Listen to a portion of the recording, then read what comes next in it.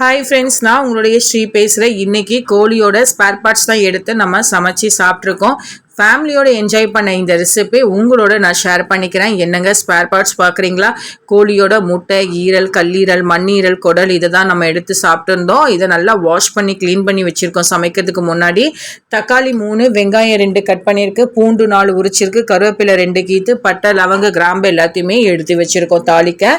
இஞ்சி 4 துண்டு, பூண்டு 2 சொலை உரிச்சிருக்கு, சோம்பு 3 ஸ்பூனு, கசகசா 1 ஸ்பூனு, மிளகு 1 ஸ்பூனு, பட்டை மெல்லிஸ் பட்டை ஒரு 4 எடுத்துருக்கு பாருங்கள்.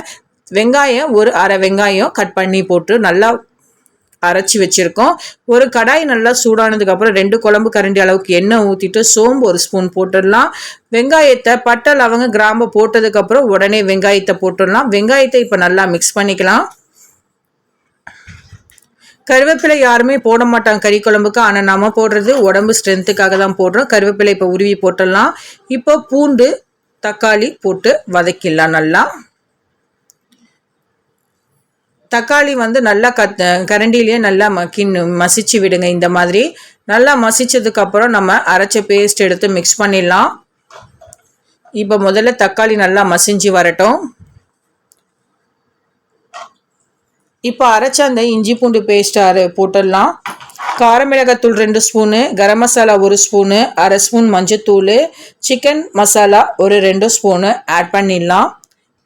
இப்போ எல்லாத்தையுமே நல்லா போட்டு மிக்ஸ் பண்ணதுக்கப்புறம் இப்போ நம்ம அந்த மசாலா அரைச்சதில் தண்ணியை மிக்ஸ் பண்ணி ஊற்றிடலாம். உப்பும் சேர்த்து ஆட் பண்ணிடலாம்.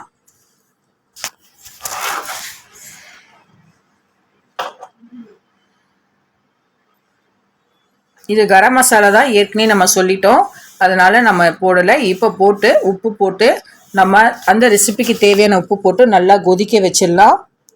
இப்போ இந்த மசாலா நல்லா கொதிச்சதுக்கப்புறம் தான் நம்ம அந்த ஸ்பேர் பார்ட்ஸ் போட போகிறோம். சாரி ஃப்ரெண்ட்ஸ், இந்த ஸ்பேர் பார்ட்ஸ் போடுற வீடியோ சரியாக ரெக்கார்ட் ஆகலை, டெக்னிக்கல் ஃபால்ட்டுனால மன்னிச்சிக்கோங்க. இப்போ இந்த ஸ்பேர் பார்ட்ஸ் நல்லா மூடி போட்டு நல்லா குக் பண்ணிக்கலாம். குக் பண்ணதுக்கப்புறம் நான் நல்லா ட்ரை ஸ்டேஜில் எடுக்க போகிறேன். பாருங்கள், இந்த மாதிரி ஸ்டேஜில் நான் எடுத்துகிட்டு பெப்பர் போட்டு 1 ஸ்பூன் பெப்பர் போட்டு கொத்தமல்லி தலை போட்டு இறக்கிடலாம். சூப்பராக இருந்த இந்த ரெசிபியை நாங்கள் எங்கள் ஃபேமிலியோட ரொம்பவே என்ஜாய் பண்ணி சாப்பிட்டோம். சிறுபருப்பு சாம்பாரில் இந்த கிரேவியை மிக்ஸ் பண்ணி நம்ம சாப்பிடும் பொழுது கீரை பொரியலோடு சேர்ந்து சாப்பிடணும்.